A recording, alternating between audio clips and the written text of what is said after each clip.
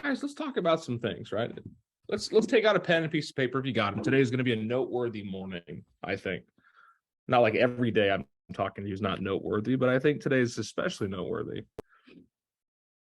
We talk a lot about strategy here on this call. We talk a lot about conversions and conversations and objection handling and questions and stuff like that, which is all part of strategy. You may not have thought it was strategy, but we are having planning sessions every day talking about strategy of how to find people, how to talk to people, how to convert them into opportunities. The next part of the things is we need to work on this year is we're still going to keep strategy top of mind, the big S. And then we're going to move into our state, right? Does anyone know what I mean when I say state? What state you're in? State of mind. State of mind, there's part of it, right? Physical state also. Like, how do you feel? Are you charged up? Are you sad? Are you ready to go? Or are you kind of like holding back? Are you happening to the world, or is the world happening to you? Right? Your state is very important. Has anyone ever answered the phone call to somebody? Typically in a high energy state. Yes. They just sounded down. Let me ask you this. If I were to get on the call and go,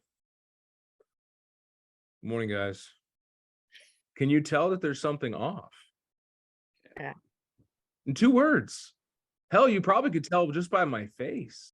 So when we have the right strategy, it's not the total equation. We need to have a positive state. So getting your mindset right. What are you doing every morning to make sure that you have the time to clear the runway, right? Or are you waking up on the wrong side of bed and staying there? Your state is just as important as the strategy you're using. I would rather take an enthusiastic person with a good attitude that doesn't know what they're doing versus an expert that's grumpy. Y'all agree, right? You all agree. You would rather help a newbie trip through something, regardless of what it was, than deal with a grumpy curmudgeon of an expert. And lastly, the story. So we got the 3 S's here, starting off with strategy, moving into state, and then the story. But anyways, the story helps us identify who we're talking to. Like, not to be ageist at all, but I want to show some things here, right? Who has more of a story, Pedro or Megan? Pedro's been around a little bit longer. A little bit, just a tad bit longer, but he's going to have a story. Whose story do you think is a little bit more anchored into their belief system? More anchored into the decisions they make, more anchored into the things that they do every day? We have to understand the story of the people we're talking to. And how do we understand that? How do we even get that information? Ask questions. Got to ask questions, but not just asking questions. You got to be genuinely interested. Building rapport is a psychology.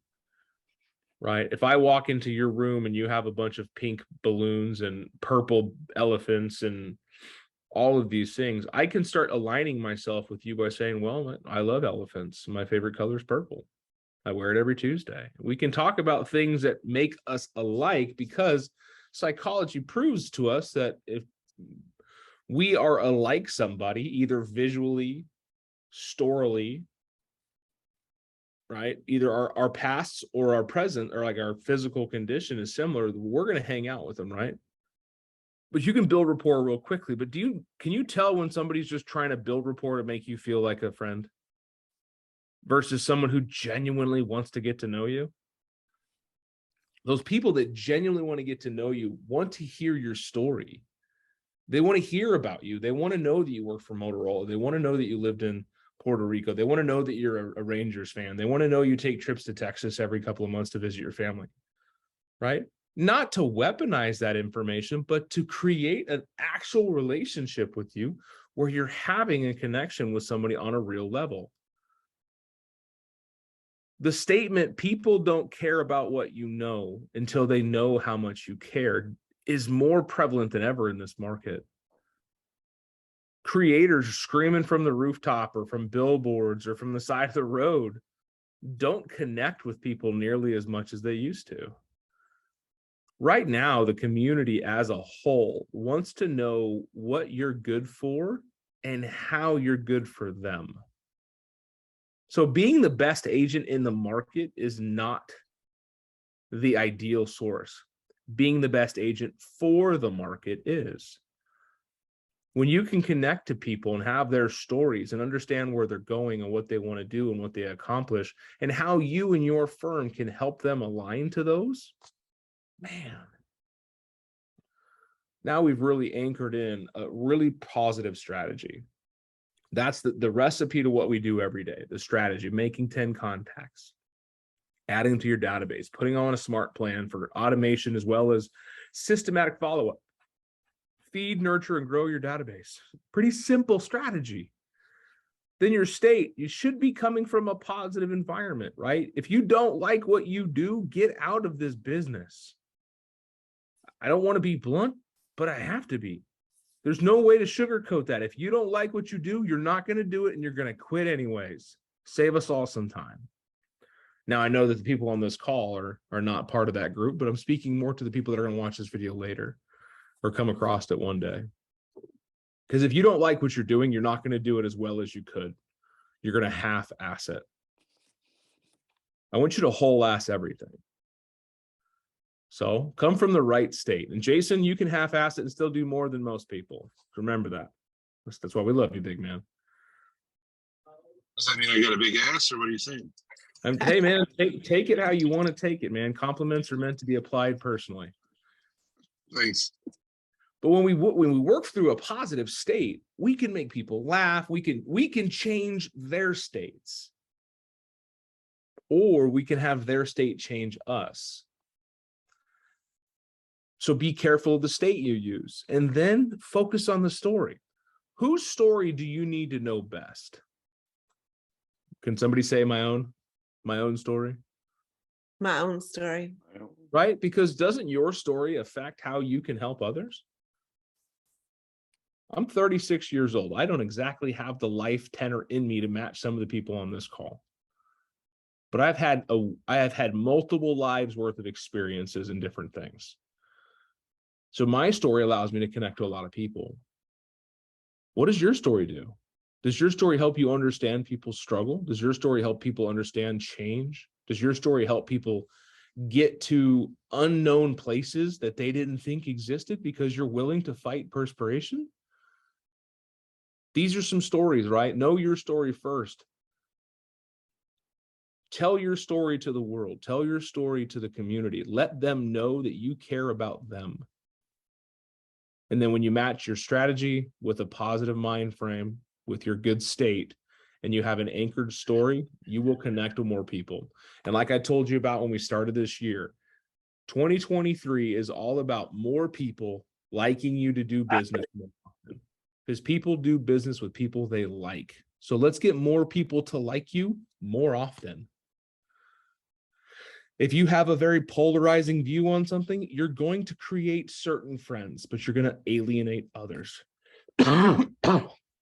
That was very evident by a post I made on Facebook a couple of days ago.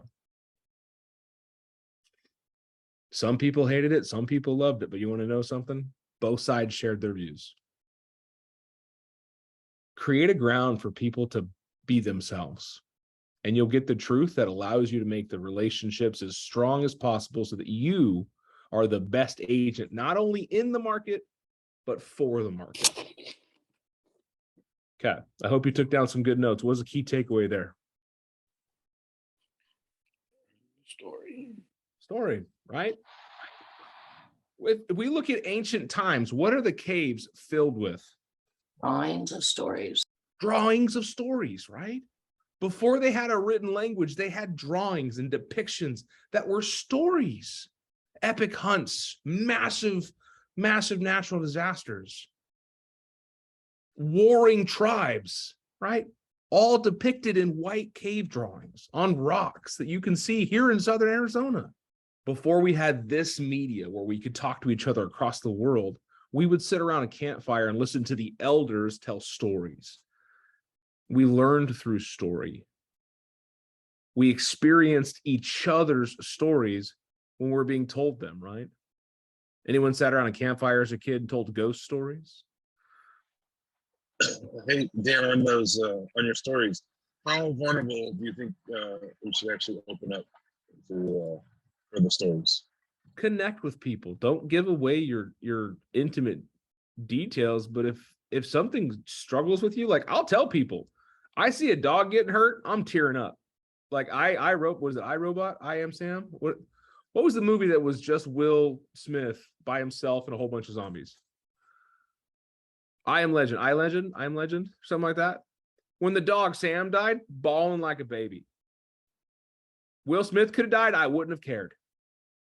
But I, at the time, had a German Shepherd that passed away. So I connected to that movie, right? I don't even remember the name of the movie, but I can remember the damn dog, okay? Stories are what anchor us, and the emotions that bring into those stories help us even more. So if you want to be vulnerable, but be vulnerable in a private setting. Don't go out on Facebook and say, my life is shit. The dog ran away, the wife stole the car, and my country album has failed, right? But real. Show people what you get excited about. Show people what you get, what touches your heart and gets you going, or something that's really on your mind.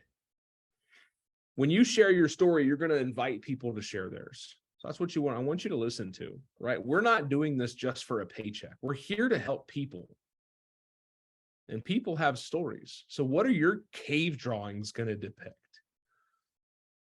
And in 10,000 years from now, what are they going to say about you?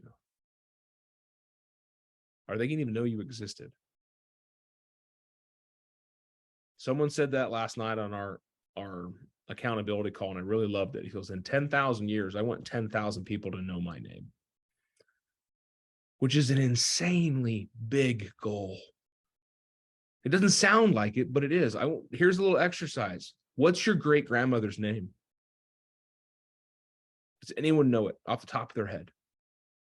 Myrtle Whitehead. Myrtle Whitehead. What is it, Megan? Alma Jones. Alma Jones. Okay, great. The two of you that answered, what's her mom's name? No clue. You're 3 generations away from being forgotten. Think about that. No matter how important you are, like your own great-grandmother, her mom is forgotten. So to be able to have 10,000 people in 10,000 years know your name, you did something pretty big. All right, that was my rant this morning. I went 3 minutes longer than I wanted to, but we will talk more of the business market. We're going to have 2 different word or conversation tracks we're going to work on tomorrow, one for buyers, one for sellers. But ultimately, I want to hear from you what you're struggling with or what you're working on. So go get to work. That way we have things to talk about. Okay? High five from the right side.